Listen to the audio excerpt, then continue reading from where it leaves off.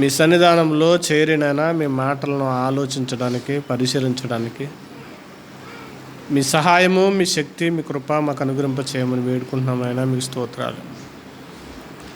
మీ కృపతో బలపరిచి మమ్మల్ని జ్ఞాపకం ఉంచుకుని నడిపించండి. మీ పిల్లలుగా మీ సన్నిధి, మీ సహాయము మాకు అనుగ్రహింప చేసి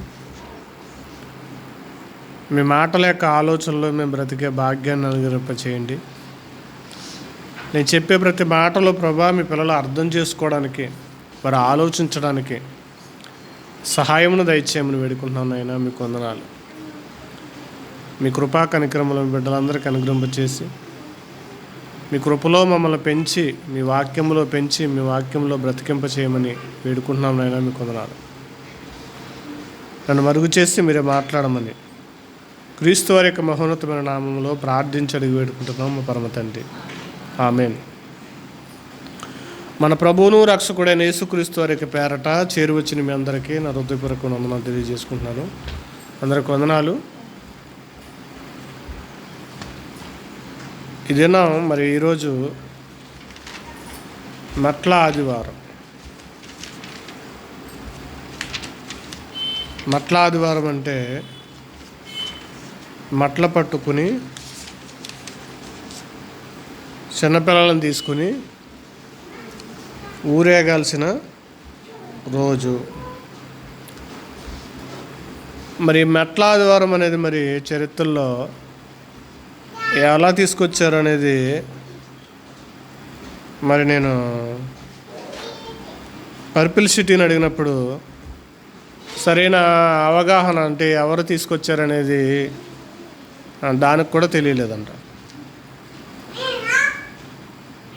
ఇది మట్ల ఆదివారం అనేది ఆర్సీఎం వాళ్ళు తీసుకొచ్చింది. ఇలాంటివన్నీ కూడా పెట్టాలంటే కనుక వాళ్ళకే సాధ్యమవుతుంది. ఎందుకంటే కనుక క్రైస్తవులకి భక్తిగా వాక్యం మీద అవగాహన ఉండదు, వాక్యంతో సంబంధం ఉండదు, వాక్యం చెప్పేది మాత్రం చేయరు. ఈరోజు మట్ల ఆదివారం కాదు, మహోన్నతుడైన దేవుణ్ణి ఆరాధించే రోజు. ఆయన ఆరాధించాల్సిన రోజు ఏమైపోయిందంటే మట్ల ఆదివారం అయిపోయింది. అంటే మట్లకి ఈరోజు ప్రాముఖ్యత వచ్చే రోజు. ఇంక ఈరోజు వెళ్ళి ఏ చెట్లన్నీ తీసుకుని వచ్చి, కొమ్మలన్నీ తీసుకుని వచ్చి చర్చిలకి కట్టడం, ఇంటికి కట్టుకోవడం, పిల్లల్ని తీసుకువెళ్ళి ఈదులంబడ అర్పించడం. సరే, అదైనా ఒకవేళ హైందవుల ఏరియాలో తీసుకెళ్ళి ఏమన్నా ఊరేగుతారంటే లేదు, అక్కడికి వెళ్తే తిడతారు. కాబట్టి ప్రతి సంవత్సరం కూడా మన ఈదుల్లోనే తిరగటం ఏం ఉపయోగం ఉంటుంది దానివల్ల?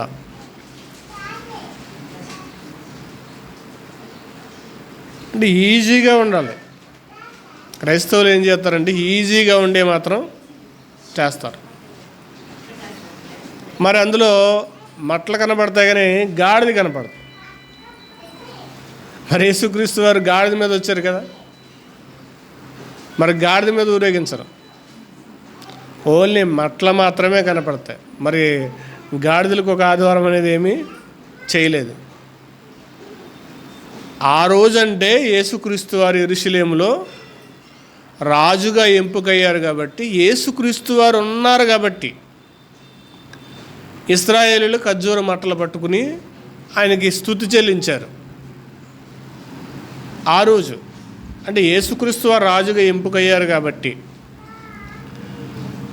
రాజరిక వ్యవస్థ బాధ్యత ప్రజలకు కనపరచాలి కాబట్టి అది చేసినప్పుడు, యెరూషలేము వచ్చినప్పుడు అది చేశారు, ఇశ్రాయేలీయులు చేశారు. చేసినప్పుడు దాన్ని దేవుడు ఆస్వాదించాడు. యేసుక్రీస్తు వారు అప్పుడు ఉన్నారు కాబట్టి.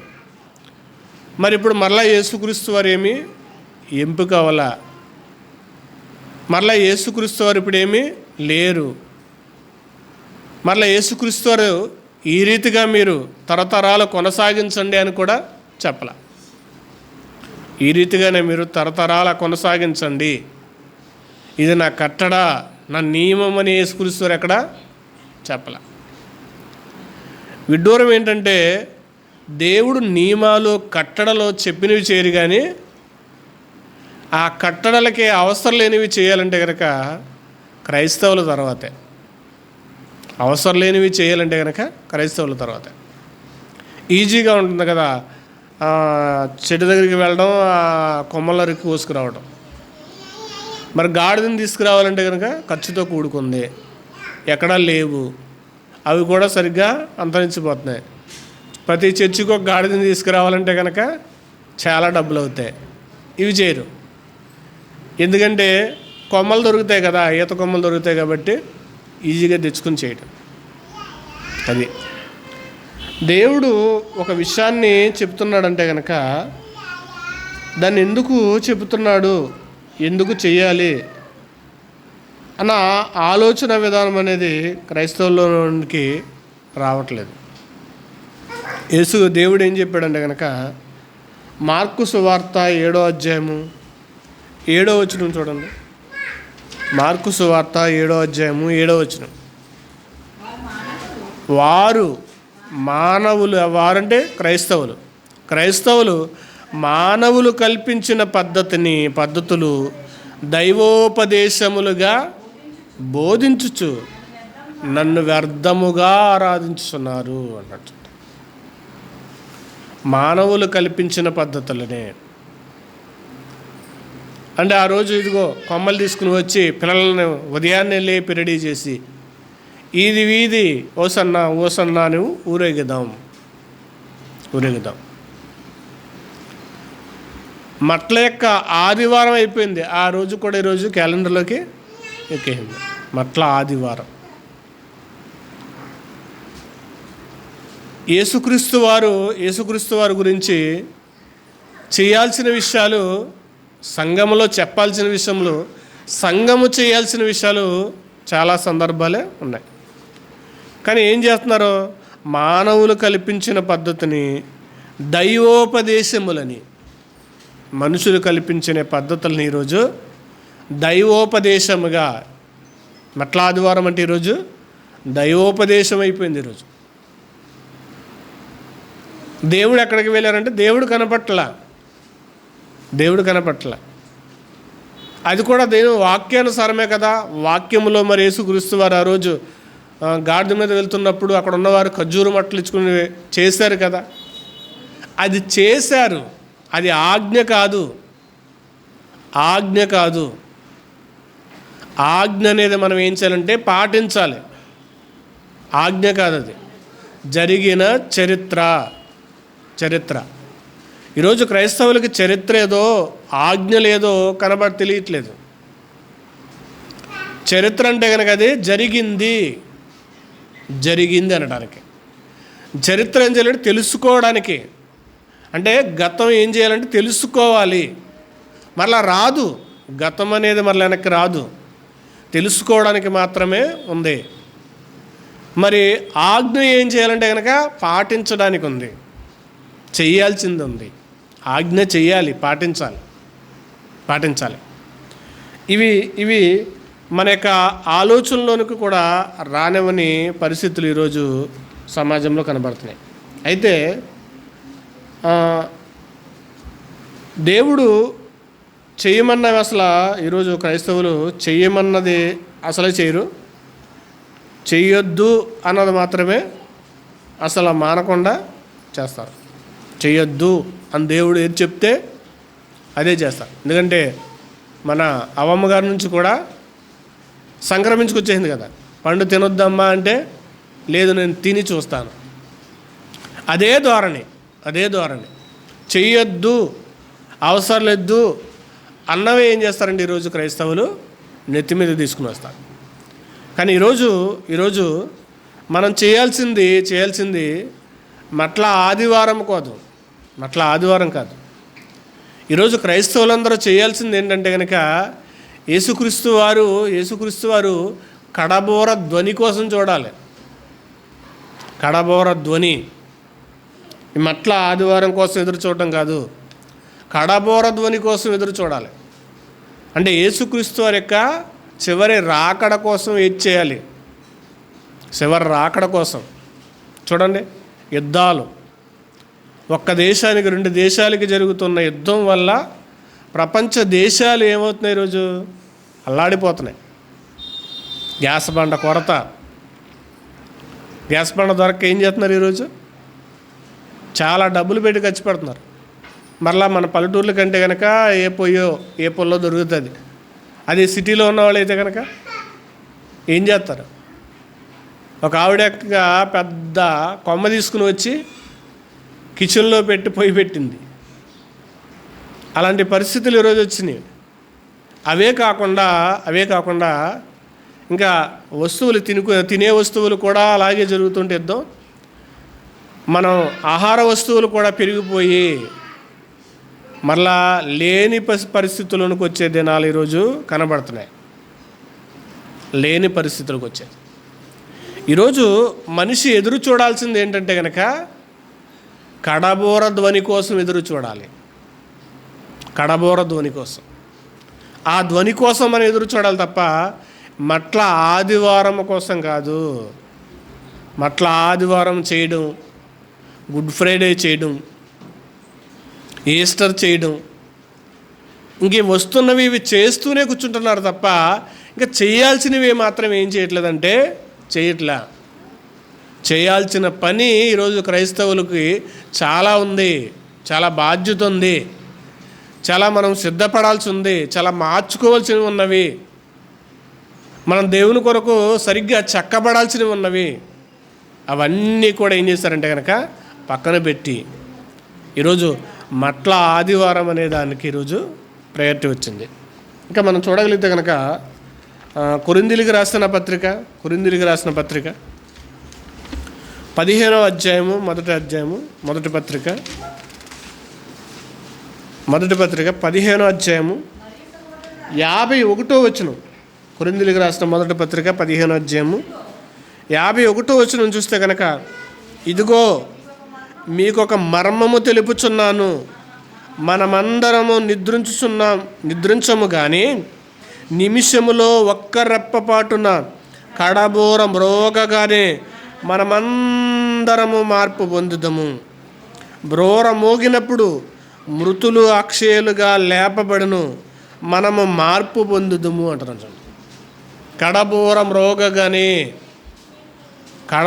మ్రోగగానే దీనికోసం సిద్ధపడాలి. దీనికోసం కడబోర కోసం ఏం చేయాలంటే ఈరోజు క్రైస్తవులు ఎదురు చూడాలి. ఇంకా ఆట విడుపు అయిపోయింది. ఏదైనా పండగ వస్తే మనకి ఆట విడుపు. ఎందుకని? లోకంలో ఉండే పండగలు మనకేమీ లేవు కదా. కాబట్టి మనకొచ్చేవే మనం ఏం చేయాలి? సద్వినియోగం చేసుకోవాలి. మనకొచ్చేవే మనం ఏం చేయాలి? ఆనందపడాలి, సంతోషపడాలి.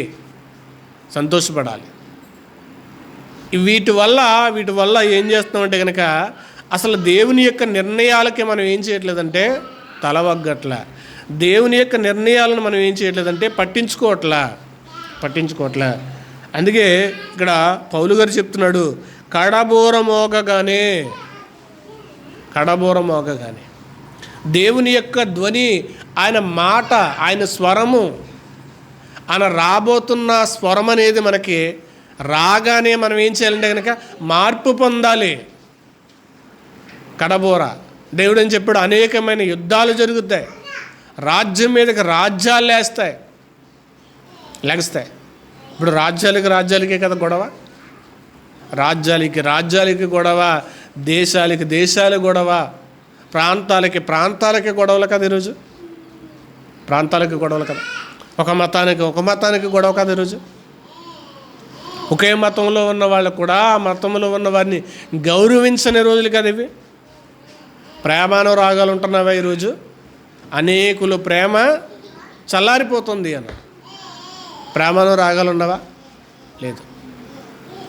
ఇవన్నీ చూస్తున్నప్పుడు మరి కడబోర ధ్వని కోసం మనం ఏం చేయాలంటే కనుక సిద్ధపడాలి, మార్చుకోవాలి, మార్పు పొందాలి. ఇంకా తెస్సలోనికి రాసిన పత్రికలో కూడా చూద్దాం.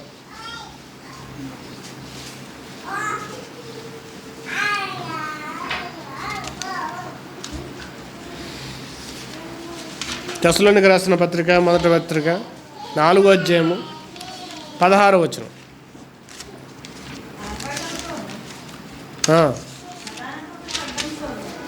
ఆర్భాటముతోనూ ప్రధాన దూత శబ్దముతోనూ దేవుని బోరతోనూ. ఈరోజు ఆర్భాటము, ఆయన ప్రధాన దూతల శబ్దము ఆర్భాటముతో రాబోతున్నాడు ఆయన. కానీ ఈరోజు ఏం చేస్తున్నారంటే మనం ఆర్భాటం చేస్తున్నాం, కేకలు వేస్తూ అరుస్తూ ఈదులం తిరుగుతూ. క్రిస్మస్ వచ్చిందంటే కనుక ఆ నెలంతా కూడా అరుపులు, కేకలు, సంతోషం, ఆర్భాటం. ఈరోజు మనిషి ఏం కోరుకుంటున్నాడంటే తమ ఆర్భాటం కోరుకుంటున్నాడు. నీ ఆర్భాటం కాదు, ఆయన ఆర్భాటముతో రాబోతున్నాడు. అంటే వేల దూతలతో రాబోతున్నాడు ఆయన. ఒకప్పుడైతే ఒక్కడే వచ్చాడు ఆయన.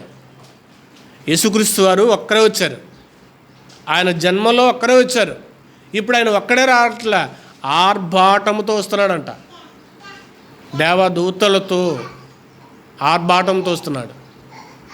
ఆయన ఆర్భాటానికి మనం ఏం చేయాలంటే కనుక స్వాగతం ఇవ్వాలి. ఇప్పుడు ఒక రాజ్యంలో ఒక రాజు ఉన్నాడంటే కనుక రాజు ఆ దేశానికి సంచరిస్తున్నప్పుడు ఏం చేస్తారంటే భటులు, సైనికులు అందరూ ముందే వెళ్తారు. వెళ్ళే ఉంటారు, రాజరాజ మార్తాండ బహుపర అంటే రాజు వస్తున్నాడు కాబట్టి మీరందరూ కూడా ఏం అవ్వాలి? రెస్పెక్ట్ ఇవ్వాలి. మీరేం చేయాలి? భయపడాలి. ఆయన దగ్గరకు రాగానే శిరస్సు వంచాలి. ఒక దేశాన్ని పరిపాలిస్తున్న రాజు వస్తేనే ఎలా వస్తున్నప్పుడు మహాలోకాలను కలిగించిన ఆయన వస్తున్నప్పుడు మరి మరింత సిద్ధపడాలి. ఒక రాజ్యములో ఒక రాజు తన రాజ్యములో పరిపాలనగా తిరుగుతుంటేనే శిరస్సు వంచాలి. ఇప్పుడు ఒక ఎమ్మెల్యే వస్తే ఏం చేస్తారు? ఒక ఎమ్మెల్యే కార్లు వేసుకుని వస్తుంటే ముందు పోలీస్ వ్యాన్ వెళ్తుంది. ఎందుకు వెళ్తుంది? రోడ్డు ఖాళీ చేయాలి. ఒక అధికారి, మనం గెలిపించుకున్న ఒక అధికారి వస్తున్నాడు కాబట్టి ఇరుపక్కల ఖాళీ చేసి ఖాళీగా ఉంచాలి. ఒకవేళ ఏదైనా వెహికల్ వస్తే పక్కకు పెట్టేయాలి. ఇప్పుడు వీని వెళ్ళడానికి అధికారం ఉంది, ఆయనకి అధికారం ఇస్తారు. ఇప్పుడు మరి దేవుడు వస్తున్నాడు కాబట్టి మనం ఏం చేయాలంటే కనుక పక్కగా ఉంచోవాలి. మనం ఆయన కోసం ఎదురు చూడాలి. ఆర్భాటము మనం చేయడానికి కాదు. అలాగే ఒకవేళ వస్తున్నప్పుడు ఎవరైనా ఆర్భాటం చేశారనుకో, ఎవడన్నా వచ్చి రోడ్డు మీద గంతులు వేసాడు అనుకోండి, పోలీసులు తీసుకుని వెళ్ళిపోతారు. కానీ ఈరోజు ఏం చేస్తున్నామంటే ఆయన రావడానికి వస్తుంటే మనం ఏం చేస్తున్నామంటే కనుక ఆనందపడుతున్నాం, కేకలు వేస్తున్నారు, గంతులు వేస్తున్నారు.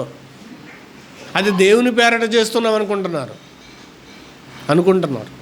మానవులు కల్పించిన పద్ధతులనే దైవోపదేశములుగా వాళ్ళు ఏం చేస్తున్నారంటే ఫీల్ అవుతున్నారు. ఇక్కడ చదువుతాం. ఆర్భాటముతోనూ ప్రధాన దూత శబ్దముతోనూ.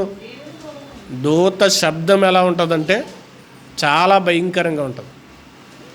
ఒక్క దూత ఒక్క దెబ్బలో 1,60,000 మందిని చంపగలదు. అలాంటి దేవదూత తన గంభీర స్వరాన్ని తెరిస్తే కనుక ఎలా ఉంటుంది? తన గంభీర స్వరముతో దేవుని గురించి తెలియచేస్తుంటే ప్రకటిస్తుంటే ఎలా ఉంటుంది? ఆర్భాటముతో ప్రధాన దూత శబ్దముతో దేవుని బోరతోను పరలోకంలో నుండి ప్రభువు దిగివచ్చును. క్రీస్తునందు మృతులైయుండి వారు మొదట లేస్తారు. ప్రధాన దూత శబ్దముతో ఆయన రాబోతున్నాడు. ఇంకా ఆయన యొక్క ఆర్భాటం ఎలా ఉంటుందో మనం చూద్దాం ఒకసారి. ఆయన ఆర్భాటం చూద్దాం. ఆయన ఆర్భాటంగా రాబోతున్నప్పుడు ఆయన మనం ఎదుర్కొందాం. ఇంకా చూస్తే ప్రకటన గ్రంథము 19వ అధ్యాయము 15వ వచనం చూడగలిగితే కనుక ఇప్పుడు ఎలా ఉండబోతుందో పరిస్థితి అనేది చెప్తున్నాడు అక్కడ. 15వ వచనం 19-15 జనములను కొట్టుడికై ఆయన నోట నుండి వాడిగల ఖడ్గము బయలువెడలను చున్నది. ఆయన వినుప దండముతో వారిని ఏలును. ఆయనే సర్వాధికారి అయిన దేవుని తీక్షణమైన ఉగ్రతను మద్యపు తొట్టి త్రొక్కును అన్నట్టుంది. తీక్షణమైన ఉగ్రత అన్నట్టుంది. దేవుని తీక్షణమైన ఉగ్రత మద్యపు తొట్టు అంటున్నాడు. అంటే మద్యపు తొట్టు అంటే కనుక మద్యముతో చేసింది కాదు. ఆయన యొక్క తీక్షణమైన ఆ ఉగ్రత ఎలా ఉంటుందంటే కనుక ఒక మద్యపు తొట్టుతో దాన్ని ఏం చేస్తున్నాడంటే కనుక పోలుస్తున్నాడు. అంటే చాలా భయంకరంగా ఉంటుంది. అంటే చూడనల్లందుగా ఉంటుంది మద్యపు తొట్టు అంటే కనుక. ఆ చేసే మద్యము యొక్క అక్కడ ఆ ప్లేస్ ఎలా ఉంటుందంటే చాలా భయంకరంగా ఉంటుందన్నమాట. చాలా భయంకరంగా ఉంటుంది. చాలా బ్యాడ్ స్మెల్ వస్తుంది. కాబట్టి దాన్ని మనం ఏం చేయాలంటే చూడలేం, అక్కడ ఉండలేం, అక్కడ నివసించలేం. బ్రాందీ షాపులు గుండగా మనం బైక్ వేసుకుని వెళ్తుంటే దారి గుండగా ఆ స్మెల్ కూడా ఎలా ఉంటుందంటే చాలా దరిద్రంగా ఉంటుంది. అది రాగానే మనం ముక్కు ఇలా అనుకుంటాం. ఎందుకని అది చేసిన తర్వాత చేసాలు వచ్చే కొంపే అంత ఉంటే అక్కడ చేసిన కాడ మద్యం చేసిన కాడ ఇంకెంత ఎలా ఉంటుంది? చూడలేనిదిగా, మనము సహించలేనిదిగా ఎలాగైతే ఉంటుందో, మనము తట్టుకోలేనిది ఎలాగైతే ఉంటుందో దేవుని దినపు రాకడ కూడా అలాగే ఉంటుంది. ఎందుకంటే ఈ యొక్క ఉదాహరణ దేవుడు ఎందుకు చెప్పాడంటే కనుక ఇజ్రాయేల్ దేశంలో ద్రాక్ష పళ్ళను తొక్కి ద్రాక్ష రసాన్ని మద్యాన్ని ఏం చేస్తారంటే కనుక వాళ్ళు చేస్తారు. కాబట్టి వాడుక భాషలో దేవుడు ఏం చేశాడంటే అక్కడ వాళ్ళకి తెలియజేశాడు. వాడుక భాషలో వాళ్ళకి అర్థమయ్యే భాషలో ఏం చేశాడంటే అక్కడ రాయడం జరిగింది. ఇక్కడ ఆ దేవుని తీక్షణమైన ఉగ్రతను మద్యపు తొక్కును పైన జనములను కొట్టుటకై ఆయన నోట నుండి వాడిగల ఖడ్గము బయలు వెడలను చున్నది. ఆయన వినపదండముతో వారిని ఏలును. అంటే దేవుడు భారము ఉంది ఈరోజు ప్రజల మీద. ఒక శ్రమ వస్తుందంటే కనుక ప్రపంచం మీదకి, ఒక విపత్తు వస్తున్నా, ఒక ప్రమాదాలు వస్తున్నా, యుద్ధాలు జరుగుతున్నా, వినపదండము అంటే కనుక భారమైంది, తేలిగ్గా ఉండేది కాదు. వినపదండం అంటే కనుక తేలికైంది కాదు. రాజు యొక్క దండం ఎలా ఉంటుందంటే కనుక చేతి కర్రతో చేయబడి ఉంటుంది. కానీ ఇనపదండను తీసుకున్నాడంటే కనుక రాజు ఎవరికో మూడింది అని, ఎవరికో విపత్తు రాబోతుంది అని. కాబట్టి దేవుని ఇనపదండన వచ్చిందంటే కనుక దేవుడు మనల్ని ఏం చేయబోతున్నాడంటే కనుక శిక్షించబోతున్నాడు. కఠినమైన బాధలు అనేవి జరగబోతున్నవి, కఠినమైన బాధలు రాగబోతున్నవి. మనకు వచ్చే అనారోగ్య పరిస్థితులకే మనం అల్లాడిపోతుంటే మరి దేశం మీదకి దేవుడు పెట్టబోయే ఆ వినపదండన చూడండి. ఈరోజు మత కల్లోహాలు ఈమె మననే కోర్టు కూడా ఏమిచ్చిందంటే కనుక బీసీ సర్టిఫికెట్ని ఏం చేసిందంట, రద్దు చేసింది. ఎవరైనా క్రైస్తవంలోనికి మారితే కనుక, మాలమాదికగా ఉన్నవారు క్రైస్తవంలోనికి మారితే కనుక వాళ్ళ యొక్క బీసీసీ సర్టిఫికెట్ని ఏం చేస్తారు, క్యాన్సిల్ చేశారు. సుప్రీంకోర్టు ఆర్డర్ ఇచ్చేసింది. దీని మీద ఏం చేస్తున్నారంటే కనుక చాలామంది పాస్టర్లు ఏం చేస్తున్నారంటే కనుక ఇది చాలా అన్యాయం అనేటట్టుగా ఏం చేస్తున్నారంటే కనుక విచ్చలవిడిగా మాట్లాడుతున్నారు, చాలా వదరగా మాట్లాడుతున్నారు. సుప్రీంకోర్టు ఒక నియమాన్ని ఇచ్చినప్పుడు దాన్ని ఏం చేయకూడదంటే కనుక మనము ఎదురు తిరగడానికి లేదు. ఇంకొకటి, ఒకవేళ లోకం మీదకి ఏదైనా రాబోతుందంటే కనుక దేవుని నియమం లేకుండా రాదు, దేవుని సెలవు లేకుండా. దేవుని సెలవు ఉంటేనే కానీ అది అమల్లోకి రాదు. దేవుని సెలవు ఉన్నప్పుడే కానీ అది అమల్లోకి వస్తుంది. కాబట్టి దానికి ఏం చేయాలంటే కనుక లోబడాలి.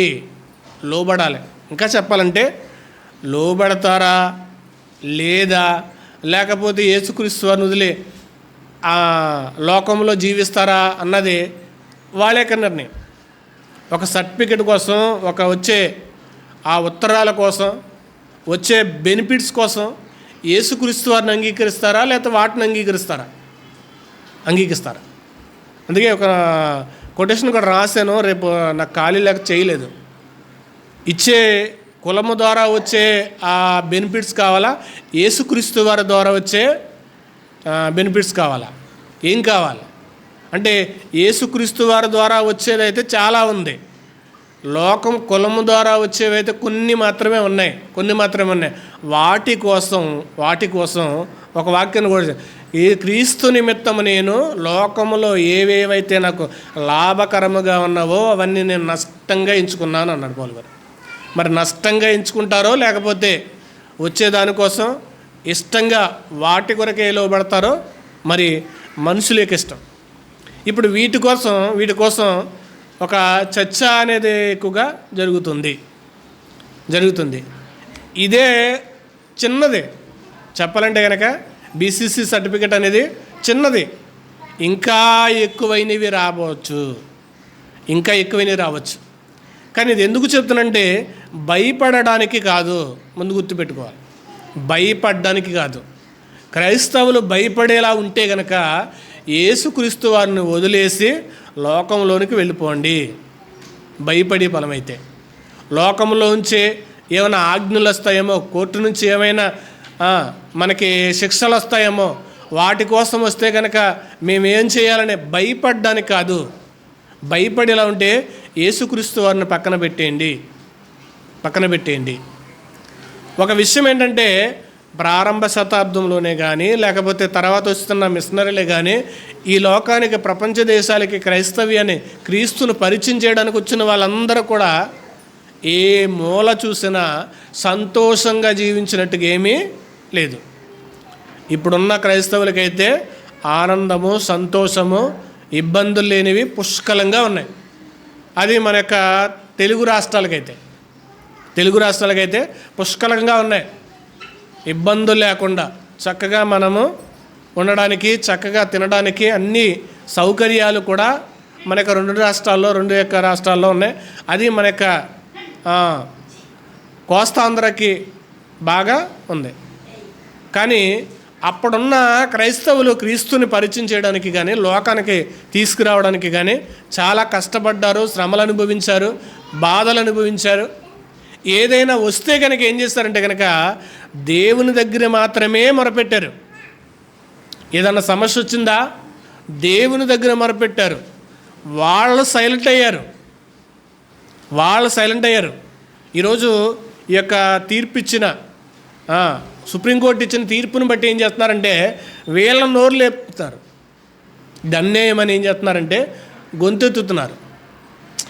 అసలు ఏదన్నా వస్తే కనుక దానికి దేవుడు ఏం చేస్తాడు? ఆయన చూడడా? ఆయన మనకేమి చెయ్యడా? మనల్ని ఆయన ఏమి పట్టించుకోడా?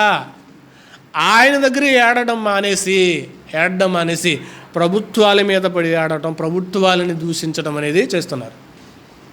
ఇది చాలా అన్యాయమైన విషయం. ఏంటి? క్రైస్తవులు ఎలా నోరెత్తడం, వాళ్ళ బీసీ సర్టిఫికెట్ రద్దు చేయడం కాదు, క్రైస్తవులు గొంతెత్తడం అనేది అన్యాయమైనది. ఎందుకంటే క్రైస్తవులు దేవుని దగ్గర గొంతెడితే కనుక, దేవుని దగ్గర మొరపెడితే కనుక, దేవుడు ఇన్వాల్వ్ అయితే కనుక మనకి ఏం రావాలో, ఏ ఇబ్బంది వచ్చినా ఏం చేయాలో ఆయన చూసుకుంటాడు. ఆయన చేయగలిగింది, ఆయన చేయాల్సింది చేస్తాడు. అది ఇప్పుడు ఇనపదండం అనేది ప్రజల మీద ఉన్నది. మనం ఏం చేయాలన్నా, మనం ఏం చేసినా తప్పించుకునే తీక్షణమైన దేవుని యొక్క ఉగ్రతా దినాలు ఇవి. తీక్షణమైన దేవుని ఉగ్రతా దినాలు ఇవి. ఈ ఉగ్రతను మనము జనులను కొట్టుటకై ఆయన నోట నుండి వాడిగల ఖడ్గము బయలు వెళ్ళుచున్నది. ఆయన ఇనుపదండముతో వారిని ఏలను. జనులను కొట్టుటకు అంటే కొట్టే అధికారము కూడా ఆయనే అనుమతిస్తున్నాడు. ఆయన ఇచ్చేటప్పుడు మనం ఏం చేయాలి? ఓర్చుకోవాలి. దావీదు చేసిన ఒక పొరపాటు వల్ల, ఒక తప్పు వల్ల ఆ శిక్ష జనుల మీదకి వేసినప్పుడు, జనుల్ని దేవుడు శిక్ష వేస్తున్నప్పుడు దేవుడు ఏం చేశాడంటే ఆగమన్నాడు దూతను. దేవుడు దేవదూతను ఆగు, దావీదు వల్ల జనులు దెబ్బతింటామేంటి, ఆగు. ఎందుకంటే జనులు కొడితే కనుక దేవుడు ఒకవేళ కొట్టిన కనికరాన్ని చూపించేవాడు. ఆయన కనికరాన్ని చూపించేవాడు. ఆ కనికరమ ఎంతకాలం ఉంటుందని, ఆ కనికరమ కోసం ఏం చేయాలంటే కనుక మనం ఎదురు చూడాలి. కనికరం కోసం ఎదురు చూడాలి. వచ్చే ఎలాంటి ఇప్పత్తులైనా దేవుని దగ్గరికి చేరేవారిగా లేరు. ఈరోజు ఏదొచ్చినా యూట్యూబ్ పెట్టడం, ప్రజలకే భయపెట్టడం, లేకపోతే ప్రజలకి ఏదో ఉద్ధరించేటట్టుగా మాట్లాడడం. ఇది కాదు క్రైస్తవ్యం అంటే, ఇది కాదు. ఆనాటి యొక్క క్రైస్తవ్యము దేవుని కొరకు ఎలా ప్రాణాలు అర్పించడానికి సైతం, దేవుని కొరకు తమ ఆస్తులను, తమ యొక్క స్థిరస్థరాస్తులని కోల్పోవడానికి సైతం సిద్ధపడ్డాం. ఏమైనా కోల్పోవడానికి, తమ కుటుంబాలు కోల్పోవడానికి, తమ పిల్లలను కోల్పోవడానికి కూడా సిద్ధపడిన ఆనాటి క్రైస్తవ్యం అనేది ఈరోజు కనబడట్లే. అందుకు దేవుడు వినపదండం అనేది ఈరోజు భారంగా ఉంది. ఆయన యొక్క దండం ఉంది. ఈరోజు ఆయన యొక్క దండం ఉంది. ఆయన యొక్క ఉగ్రత ఎలా ఉందంటే దేవుని తీక్షణమైన ఉగ్రత మద్యపు తొక్కును. సహించలేని యొక్క ఉగ్రత దినం అనేది ఈరోజు రాబోతుంది. సహించలేనిది, మనం ఓర్వలేనిది, మనం ఓర్చుకోలేనిది. అయితే మనం ఏం చేయాలంటే కనుక ఈ ఓర్వలేని ఓర్చుకోలేని యొక్క దినములో మనము దేవుని దగ్గర మనం ఏం చేయాలంటే వేడుకోవడం, దేవా నేను తొలగిపోని బలమైన విశ్వాసం నాకు దయచేయండి. మీ బాధనైనా తట్టుకోవటానికి, మీ యొక్క ఉగ్రతనైనా తట్టుకోవడానికి, తట్టుకుని మీ చెంత ఉండే ఆ కడబోర ధ్వని విన్నప్పుడు నేను కూడా రెప్పబాటులో ఎత్తబడేవాడిగా ఉండాలి, ఎత్తబడే ఆమెగా ఉండాలి. రెప్పబాటులో ఎత్తబడాలి. ఇది ఉండాలి. ఈ ఆలోచనతోనే ఏం చేయాలంటే క్రైస్తవులు జీవించాలి. ఇంకొక మాట చూపించి ముగించేస్తాను. 6వ అధ్యాయము 17వ వచనం. 6వ అధ్యాయం 17వ వచనం, ప్రకటన గ్రంథం 6:17 వచనం. భూరాజులను, గనులను, సహస్రాధిపతులను, ధనికులు, బలిష్ఠులు, ప్రతి దాసుడు, ప్రతి స్వతంత్రుడును కొండ గుహల్లో, బండ సందుల్లో దాక్కుని సింహాసనాసీనుడై ఉన్న వాని యొక్కయు గొర్రెపిల్ల యొక్కయు ఉగ్రత మహాదినము వచ్చును. దాన్ని తాళజాలగలవాడెవడు? మీరు మా మీద పడుడని ఆయన సన్నిధిని, గొర్రెపిల్ల ఉగ్రత మా మీద మరుగు చేయడని పర్వతములతోనూ బండలతోనూ చెప్పుదరంట. ఆయన ఉగ్రత ఎలా ఉంటుందంటే కనుక, ఇదిగో అవసరమైతే మమ్మల్ని చంపు తీసుకువెళ్ళు, ఆయన ఉగ్రతను మేము చూడలేకపోతున్నాం, మమ్మల్ని త్వరగా తీసుకువెళ్ళిపో అని మొరపెట్టే దినాలు అనేవి రాబోతుంది. మొరపెట్టే దినాలు. కాబట్టి మనం ఏం చేయాలంటే కనుక ఇంకా యేసుక్రీస్తు వారు వస్తున్నారు, ఓసన్నా జయమని పాటలు పాడుకోకుండా ఆయన కడబోర ధ్వని కొరకు ఏం చేయాలంటే కనుక భయముతో ఎదురు చూడాలి. ఆ భయానికి మనం ఏం రావాలంటే భక్తి కలిగిన వారంగా జీవించాలి. భక్తి కలిగిన వారంగా జీవిస్తే కనుక ఆయన ఉగ్రతా దినములో మనల్ని ఏం చేస్తాడంటే ఆయన ధైర్యపరుస్తాడు, బలపరుస్తాడు, మనల్ని ఏం చేస్తాడంటే కాపాడతాడు. అంటే బాధలు లేకుండా కసుమ ధైర్యపరుస్తాడు. ఆ బాధల్లో కూడా మనల్ని ఏం చేస్తాడంటే భక్తిగా ఆయన ఏం చేస్తాడంటే ఉంచుతాడు. అలాంటి యొక్క విశ్వాసం కలిగిన వారముగా, అలాంటి యొక్క భక్తి కలిగిన వారముగా ఉందాం. ఇంకా మానవులు కల్పించే పద్ధతులను బట్టి ఇంకా మట్టల ఆదివారం కాకుండా మహోన్నతుని యొక్క ఆదివారం మనం మార్చేస్తే బాగుంటుంది. ఈరోజు మహోన్నతుని యొక్క ఆదివారం, ప్రతి ఆదివారము కూడా ఆయన ఆరాధించే దినము. ఆయన ఆరాధించే దినము మరలా ఒక ప్రత్యేకమైన దినాలుగా మనం, అందుకే బైబిల్ ఎక్కువగా సోమవారం, మంగళవారం, బుధవారం ఇవి రోజులు కనపడం. 3 రోజులే కనపడతాయి. ఒకటి శుక్రవారం, శనివారం సిద్ధపరచు దినం, ఆదివారం, ఈ 3 రోజులే కనపడతాయి. వారము, నెల అని కనపడుతుంది. నెల అని కనపడుతుంది. అంటే ఎందుకు ఇచ్చాడంటే ఇలాగా, అంటే రోజులకు ప్రయారిటీ ఇచ్చేస్తారు. ఆయనకి తెలుసు ప్రజలు ఎలా ఉంటారో తెలుసు ఆయనకి. ఎందుకంటే ఒక రోజు ఇచ్చిందంటే రోజుకి ప్రయారిటీ ఇచ్చేస్తారు కాబట్టి అని.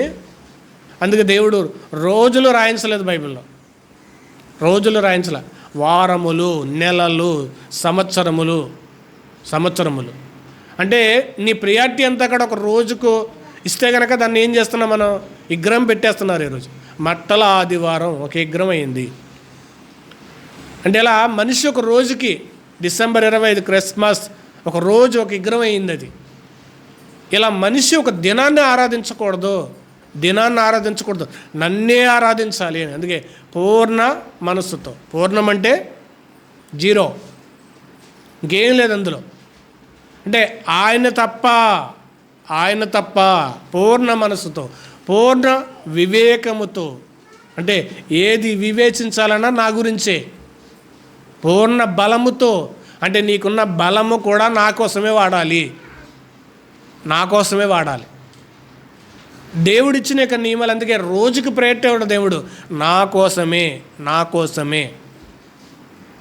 ఆయన కోసమే మనం చేయబడిన వారము, ఆయన కోసమే మనము కలిగిన వారము, ఆయన కోసమే మనల్ని పుట్టించిన వాడము.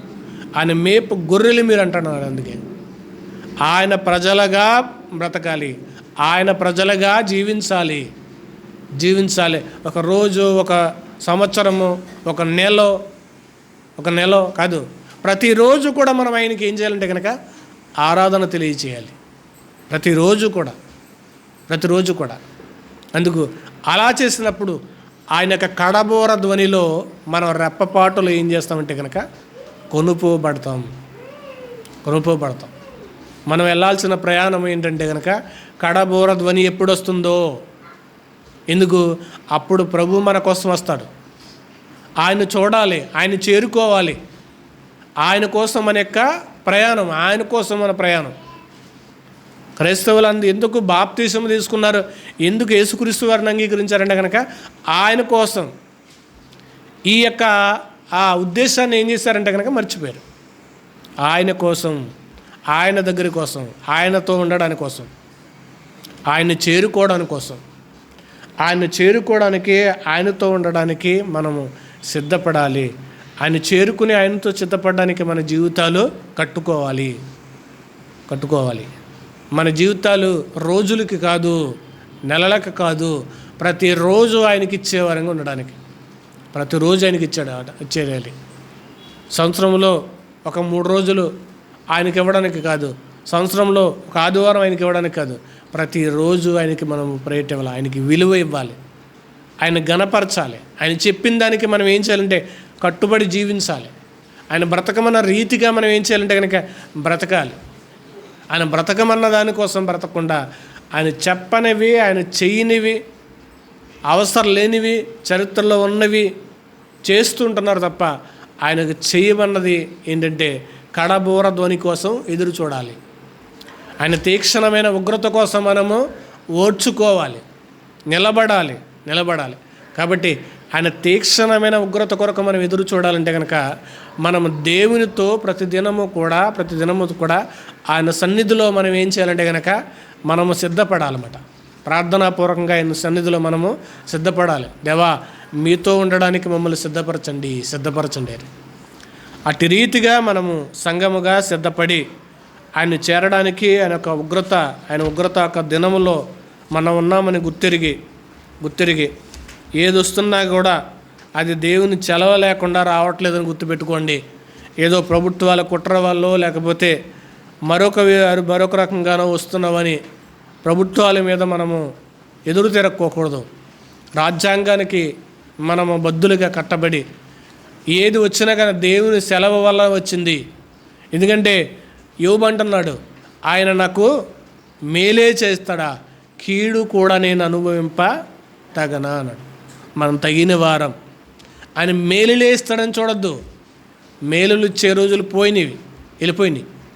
ఇప్పుడు కీడు ఆయన ఇనపదండముతో వెళుతున్నాడు. ఇనపదండం అంటే చాలా భారముగా ఉంటుంది. భరించాలి, సహించాలి, ఓర్చుకోవాలి. ట్యాబ్లెట్ వేసుకున్నప్పుడు నొప్పేముండదు. కోసి కుట్లేసినప్పుడే బాధ ఉంటుంది.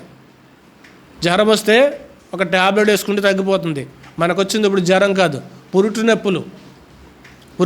క్రైస్తవ్యానికి ఏంటంటే పురుటు నొప్పులు. ఇప్పుడు కోసి కుట్లేస్తున్నాడు కాబట్టి ఇప్పుడు ఏం చేయాలంటే కనుక పురుటు నొప్పులకు సంఘం ఏం చేయాలంటే, క్రైస్తవం ఏం చేయాలంటే కనుక సంసిద్ధం అవ్వాలి.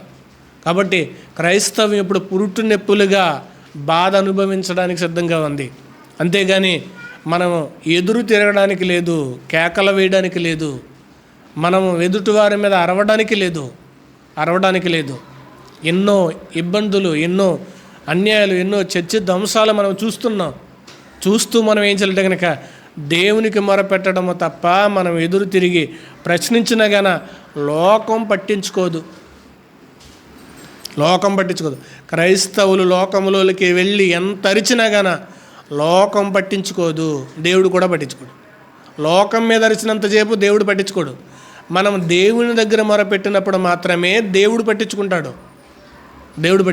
ఈరోజు ఇలాంటి అన్యాయాలు జరుగుతున్నాయి, చర్చిలు కూలుస్తున్నారని అరుస్తున్నారు, కానీ ఎంత అరిచినా లోకం పట్టించుకోదు. అసలు పట్టించుకున్న ఆయన్ని ఏం చేసామంటే మనం పక్కన పెట్టేసి లోకం మీద అరవటం అలవాటు చేసుకున్నారు. లోకం మీద అరవటం అలవాటు మానేసి దేవుని దగ్గర మనం అరవటం, ఏడవటం, గొంతెత్తటం చేసినప్పుడు దేవుడు మనకు తగిన ప్రతిఫలాన్ని దేవుడు ఇవ్వగలడు. అట్టి రీతిగా సంఘాలు సిద్ధపడాలని, క్రైస్తవ్యం ఉండాలని కోరుకుంటూ నా మాటలు ముగిస్తున్నాను. ప్రార్థన చేసుకుందాం. సర్వశక్తి కలిగిన ప్రభువా, మీకు వందనాలు, స్తోత్రాలు తండ్రి. క్రైస్తవంలోనికి వచ్చిన అనేకమైన బిడ్డలనైనా మీ కొరకు ఎలా ఉండాలో, ఎలా ఆలోచించాలో మర్చిపోయి లోకం మీద ఎదురు తిరిగే వారిగా జీవిస్తున్నారు. నాయన, మీ కొరకు ఉన్నతంగా మేము జీవించగలగడానికి, ఏ బాధ అయినా మీతో చెప్పుకోవడానికి, మీ ముందు మాత్రమే మేము అరవడానికి, మొరపెట్టడానికి సహాయమును మాకు దయచేయండి. లోకం పట్టించుకోదని మాకు తెలుసు అయినను అరుస్తున్నామంటే కనుక మీ మాటలకు విలువట్లేదని గ్రహించి మీ కొరకు ఎదురు చూసే బిడ్డలుగా, నాన్న మీ కడబోర ధ్వని కొరకు మేము ఎదురు చూసేవారమ్మగా, మీ కడబోర ధ్వని కొరకే మేము సిద్ధపడడానికి మాకు సహాయమును, ధన్యత, కృప అనుగ్రహింప చేయమంటూ, మీ కృపతో బలపరచమంటూ, మీ బిడ్డలుగా సిద్ధపరచమని క్రీస్తు వారి ఉన్నతమైన నామములో ప్రార్థిస్తున్నాం పరమ తండ్రి.